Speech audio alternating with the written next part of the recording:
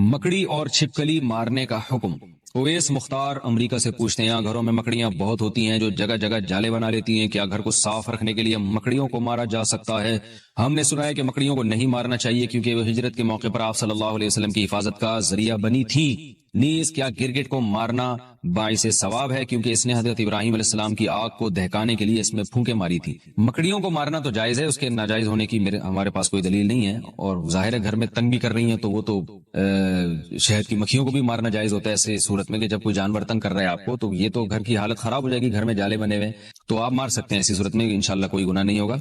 रहा ये मसला कि गिरगिट को मारना, तो सही मुस्लिम की हदीस है कि आप सल्लल्लाहु अलैहि वसल्लम ने फरमाया कि छिपकली के बारे में कि जब आग जलाई जा रही थी इब्राहिम अलैहिस्सलाम की, तो छिपकली उसमें फूंक मार रही थी और उस आग को भड़काने की कोशिश कर रही थी। इस हदीस का मतलब क्या है? उलमा ने लिखा है कि ये सिर्फ ये बताने के लिए है कि छिपकली और इस जिन्स के जितने जानवर है, जिसमें गिरगिट भी आता है, ये जो जिन्स के जानवर है ना, इनमें इंसान दुश्मनी के सॉफ्टवेयर इंस्टॉल हुए हुए हैं। ये इंसान दुश्मन जानवर हैं, यहाँ इनको जब मौका मिलता है इंसान को नुकसान पहुंचाते हैं।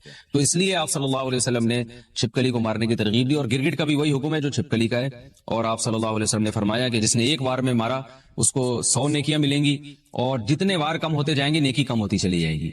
वजह उसकी यह है कि जानवर को जितनी कम तकलीफ दे के मौत देंगे वो उतना ज्यादा सवाब है। अब छिपकली कहीं दीवार पर है, आपने एक चप्पल मारी और वहीं उसका स्टिकर बन गया, तो छिपकली को इससे तकलीफ नहीं होती, सेकंडों में उसकी जान निकल जाती है। लेकिन अगर आपने उससे खेलना शुरू कर दिया, पहले उसकी दुम काटी, उसका आधा घंटा आपने दुम का तमाशा देखा, जैसे बच्चे करते हैं छिपकली और गिरगिट के साथ, फिर उसको रस्सी में घुमा घुमा के मार रहे होते हैं, तो इससे आपकी नेकियां कम होती चली जाएंगी, बल्कि जानवर पे जुल्म का गुनाह भी हो सकता है।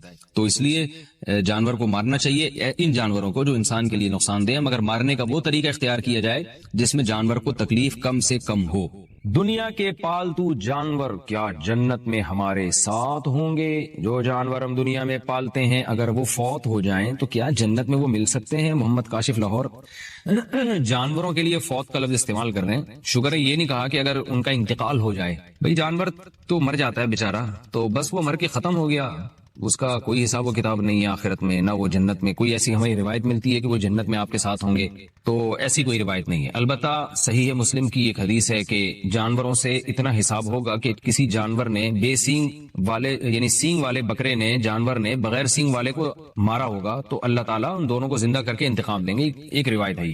तो ये उलमा बयान करते हैं ये भी सिर्फ दुनिया को दिखाने के लिए कि यानी इंसाफ में मुबालगा।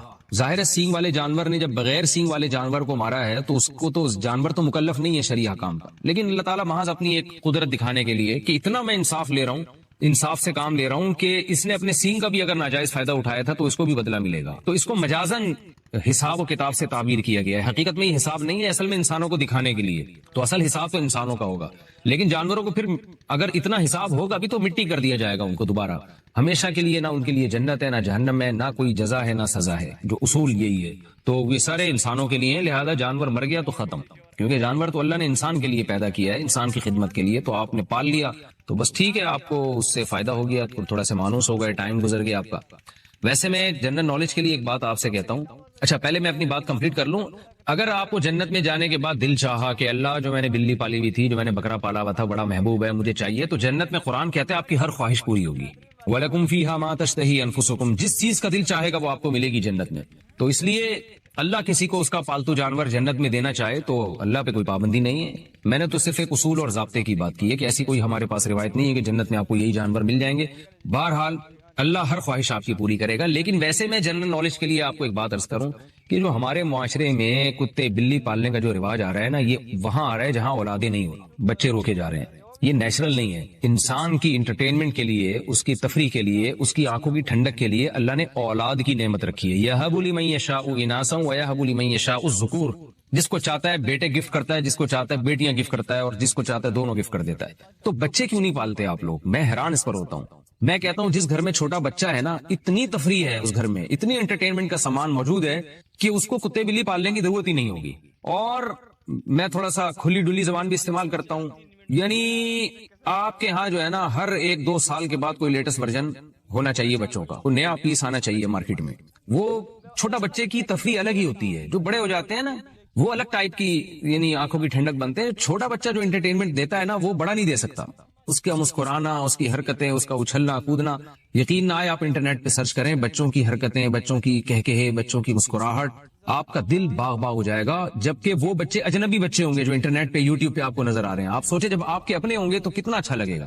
تو ہو کیا رہا ہے کہ بچے پیدا نہیں ہوتے ہیں تو ایک آدھ ہوتا ہے، وہ بڑا ہو جاتا ہے، پھر گھر میں سب بور ہو رہے ہیں. تو بچے کی گھر میں موجودگی یہ بہت ضروری ہے، پیرنٹس کے لیے بہت ضروری ہے، یہ والدین کے لیے، ماں کے لیے، باپ کے لیے، دونوں کی صحت کے لیے بچے کا ہونا ضروری ہے. لوگ اکثر کہتے ہیں والدین بچوں کو پالتے ہیں. میں کہتا ہوں بچے جتنا والدین کو پالتے ہیں نا، والدین اتنا بچوں کو نہیں پالتے. بچہ خود ماں باپ کو پالتا ہے. یعنی پالنے کا مطلب ان کی ذہنی تفریح کا ذریعہ بنتا ہے. ماہر نفسیات کہتے ہیں دماغی درجنوں بیماریوں کا علاج چھوٹا بچہ ہے. اتنی خوشیاں دیتا ہے چھوٹا بچہ. اور ہمارے ہاں آپ دیکھو کہ ایک غیر مسلموں سے آئی ایک چیز، جو نیچر سے ہٹ کر زندگی گزار رہے ہیں وہ ہمیں بھی نیچر سے ہٹا رہے ہیں. تو گھروں میں رونقیں ختم ہو گئی، ہزار گز کے بنگلے ہیں، اور دیواروں کو دیکھ دیکھ کے جناب وہ میاں بیوی جو ہے نا دیواریں دیکھ دیکھ کے خوش ہو رہے ہوتے ہیں. میں کہتا ہوں وہ چھوٹا گھر جو بچوں سے بھرا ہوا ہو اس میں زیادہ خوشیاں ہیں ان ہزار گز کے بنگلوں سے جس میں 2-3 افراد رہتے ہوں. میرے تو ٹریولنگ بہت ہوتی ہے، میں ہر گھر میں جاتا ہوں، یعنی ہر طرح کے لوگوں میں ملتا ہوں، ہر طرح کے گھروں میں جانا ہوتا ہے. میں دیکھتا ہوں کہ جو غریب لوگ ہیں جن کی اولادیں ہیں اور وہ زیادہ خوش ہوتے ہیں ذہنی طور پر. اللہ یہ کہ خدا نخواستہ اولادوں میں کوئی قاتلانہ لڑائیاں ہو رہی ہوں وہ تو ایک الگ بات ہے کہ نارمل جو حالات ہیں اس کے حساب سے بات کر رہا ہوں، وہ زیادہ خوش ہوتے ہیں. اور میں ایسے گھروں میں بھی گیا ہوں ہزار گز کے لگژری، اور وہاں جا کے دیواریں کاٹنا شروع کرتی ہیں، کھاتی ہیں دیواریں کہ کیا ہے یہ، کس کے لیے بنایا آپ نے، آپ کے تو اولاد ہی نہیں ہے. ایک آدھ بچہ ہے، اس کو اولاد تو نہیں کہتے، تو کیا ہو گیا؟ عقل کو ماتم کرنے کا دل کرتا ہے. جو خوشیوں کی زندگی تھی وہ گورے نے آپ سے چھین لی ہے، وہ مصنوعی خوشیاں آپ کو دے رہا ہے. دیکھو نیچر کا کوئی متبادل نہیں ہوتا. آج بھی لوگ چشموں کا پانی اور گرینری اور درخت اور اس ٹائپ کی چیزوں میں لوگ زیادہ سکون محسوس کرتے ہیں. اگر بنگلے بناتے بھی ہیں تو اس میں کوشش کرتے ہیں پھول لگانے کی، گارڈن بنانے کی، اس لیے کہ جو اطمینان جو نیچر میں جو انسان کو روحانی سکون ملتا ہے وہ نیچر سے ہٹ کے نہیں ملتا. تو آپ پالیں، کتے پالنا تو جائز نہیں ہے ضرورت کے بغیر، آپ باقی جانور پالیں، لیکن پہلے آپ اپنے بچوں کو پالیں. بچوں کو آپ پالیں گے تو انشاءاللہ پھر یہ ضرورت نہیں رہے گی آپ کو ان چیزوں کی. پھر بھی اگر پالنا ہے تو میں کہتا ہوں پھر بکریاں پالیں، گائے پالیں، بھینس پالیں، اس کا فائدہ بھی تو حلال جانور پالیں نا. بلی کا کیا فائدہ ہوگا آپ کو؟ بلی تھوڑا سا انسیت کرے گی آپ سے، ٹھیک ہے جائز ہے بلی پالنا بھی، تھوڑی سی مانوس ہو جائے گی، لیکن اس کا قوم کو بھی کوئی فائدہ نہیں ہے، آپ کو بھی کوئی فائدہ نہیں. اس کے بالوں میں بیماریاں بھی ہوتی ہیں، تو قوم کو بھی فائدہ نہیں. قوم کو بھی فائدہ ہے حلال جانور پالنے میں. بکریاں، بھیڑ، گائے، بھینسیں یہ پالیں گے، دودھ فائدہ ہوگا، آرگینک دودھ ملے گا آپ کو، آرگینک گوشت ملے گا آپ کو. دیسی مرغیاں پالیں گے، آرگینک انڈا ملے گا آپ کو. انڈے مارکیٹ سے شارٹ ہوتے جا رہے ہیں آرگینک انڈے، اور جو آرگینک کے نام پہ مارکیٹ میں بک رہے ہیں ان کا بھی کوئی بھروسہ نہیں ہوتا کہ دیسی ہیں بھی کہ نہیں ہے. تو پتہ نہیں کیا ہو گیا لوگوں کو، ہم سمجھ میں نہیں آ رہا. پولیس کے ذریعے بھی کوشش کر لی ہے سمجھانے کی، پولیس والوں کی سمجھ میں نہیں آ رہا تو کیسے آپ کی سمجھ میں آئے گا.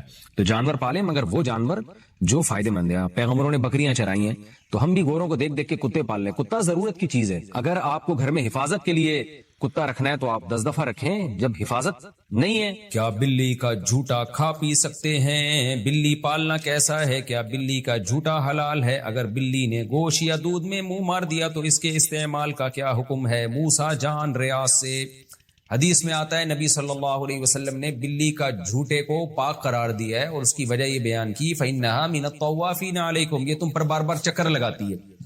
یعنی گھریلو جانور ہے، اس سے بچنا بہت ممکن ہے. تو اس لیے فقہاء نے لکھا ہے کہ بلی کا جھوٹا پاک ہے، لیکن مکروہ بہرحال ہے. مکروہ اس لیے کہ درندوں کے جھوٹے ناپاک ہوتے ہیں، حرام جانوروں کا جھوٹا ناپاک ہوتا ہے.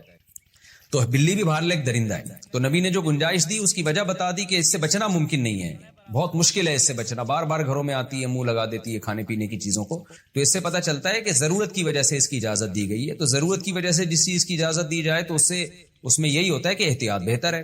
تو اگر بلی نے گوشت میں منہ مار دیا، پانی میں منہ مار دیا تو استعمال کر سکتے ہیں، لیکن اگر کوئی احتیاط پر عمل کرے تو بھی ٹھیک ہے، تو زیادہ اچھا ہے. تو اب ایسا نہ ہو جائے کہ بلیوں کو اتنا لفٹ کرائیں جیسے انگریزوں نے کتوں کو لفٹ کرایا ہوا ہے، کہ وہ اس کا جھوٹا باقاعدہ پراپر کھاتے ہیں، پیتے ہیں، اس کے زبان لگاتے ہیں، اس کی زبان، کتا ان کے منہ میں زبان لگا رہا ہوتا ہے، اٹھ پٹانگ حرکتیں کر رہے ہوتے ہیں. اللہ تعالیٰ ان کو ہدایت دے.